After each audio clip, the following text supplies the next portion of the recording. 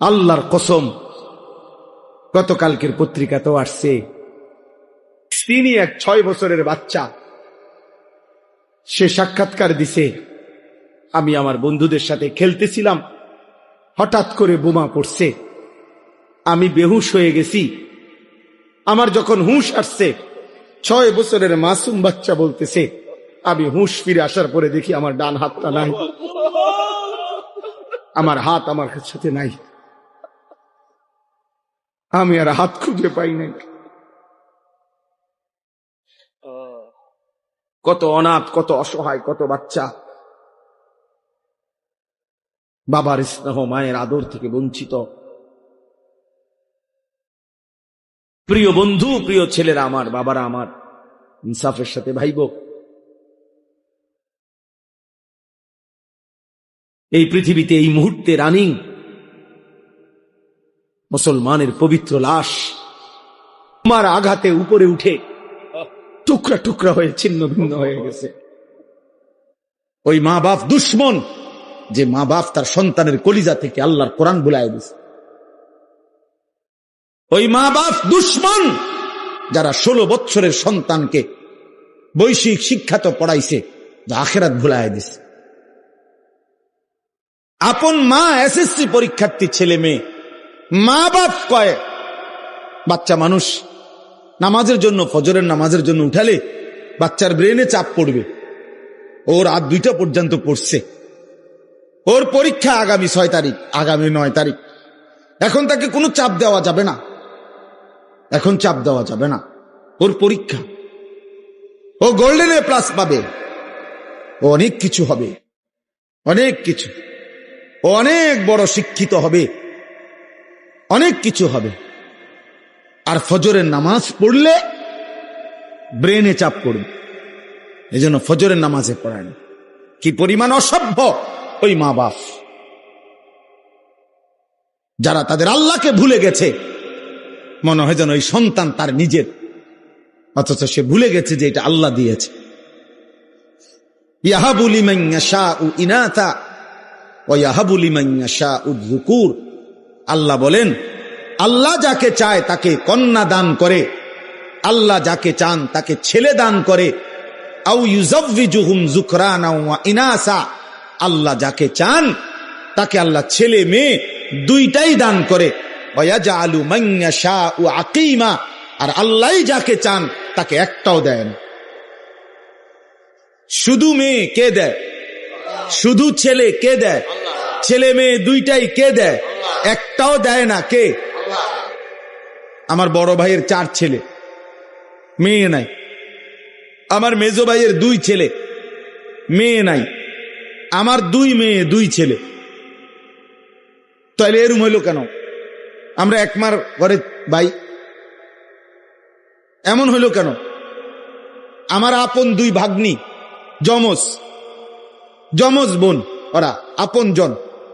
তো একজনের 2টা মেয়ে আছে, বিয়ে দিছে, একজনের 2টা বাচ্চা আছে, আরেকজনের একটাও সন্তান নেই। তাই এমন কেন?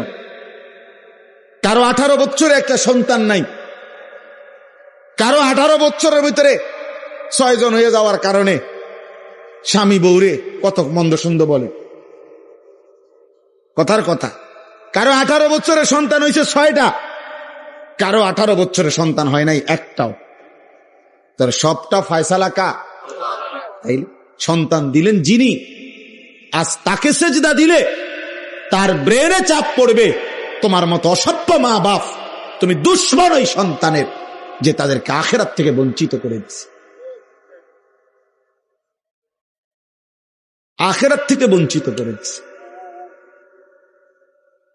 ওরে জাহান্নামের রাস্তা দেখায় দিছে, যে ভাত খাইতে খাইতে জাহান্নামে যাইবা।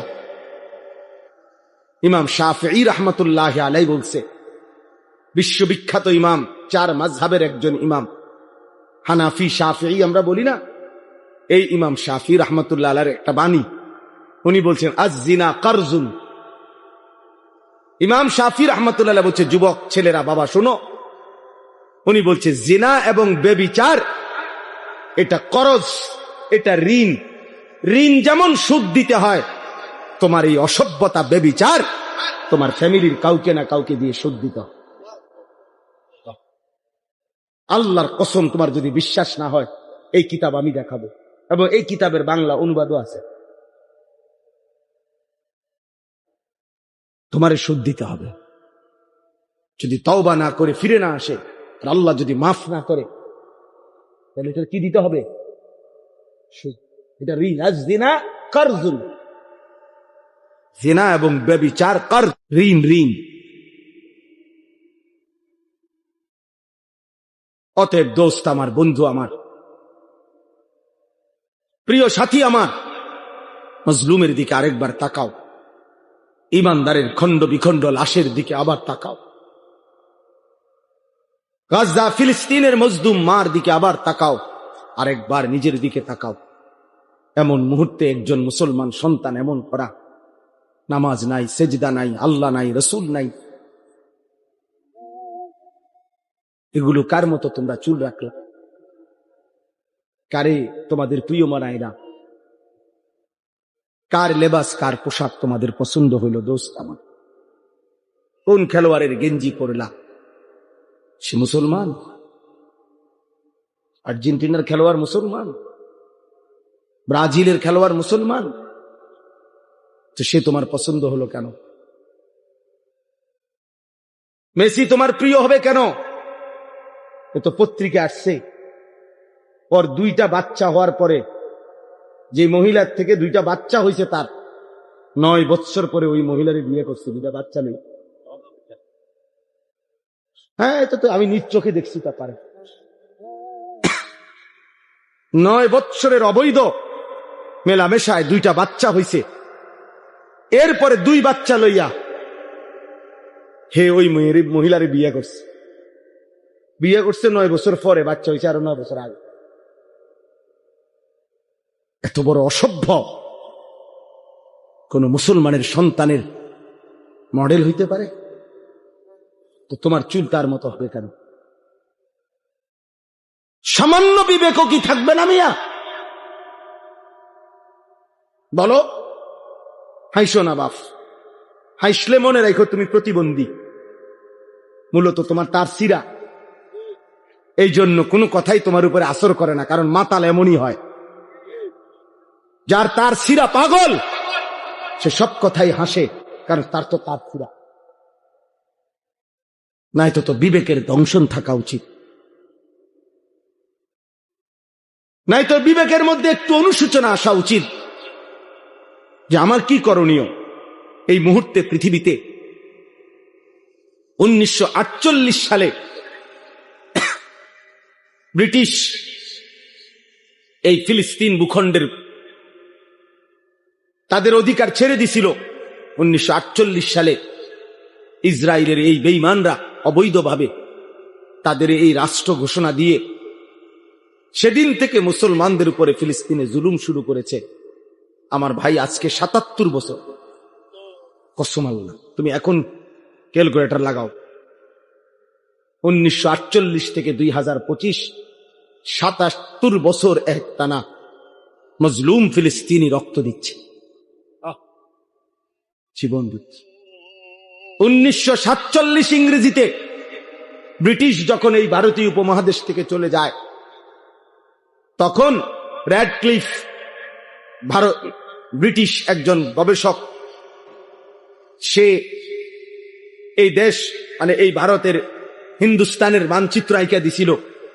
এক অংশে হিন্দুস্তান, এক অংশে পাকিস্তান, কিন্তু কাশ্মীর সংখ্যাগরিষ্ঠ মুসলমানের একটা এলাকা, ওইটার কোনো সমাধান দিয়া যায় নাই তারা, এটা কোন অংশে।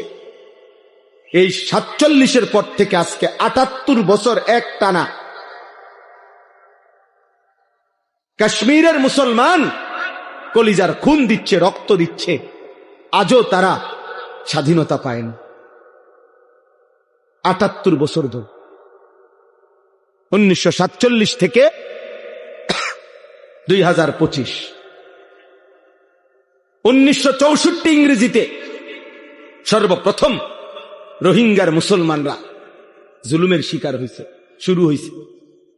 এই সামরিক সরকার, জান্তা সরকার তাদের উপরে জুলুম শুরু করছে। আজকে বরাবর 61 বছর, 2025 সাল 64 থেকে, প্রিয় বন্ধু, 61 বছরেও রোহিঙ্গা মুসলমানরা তাদের আজাদি পায় নাই, তারা তাদের জমিনের মালিকানা বুঝে পায়। এজন্য আমার দোস্ত, ইনসাফের সাথে ভাইব। একবার যদি পিছলা খাও, আরেকবার দাঁড়াইতে কষ্ট হয়ে যাবে। একবার যদি পাও পিছলে পড়ে যাই, আরেকবার দাঁড়াইতে কষ্ট। তাহলে 77 বছর মজলুম ফিলিস্তিনি মার খাবে, 78 বছর কাশ্মীরে রক্ত ঝরবে, 61 বছর টানা রোহিঙ্গা রক্ত ঝরবে, আর তোমার উপরে আমার উপরে কখনোই কোনো মুসিবত আসবে না, এমন কাগজপত্র গ্যারান্টি করা আছে তো? বলো না, একটা ছেলে বলো।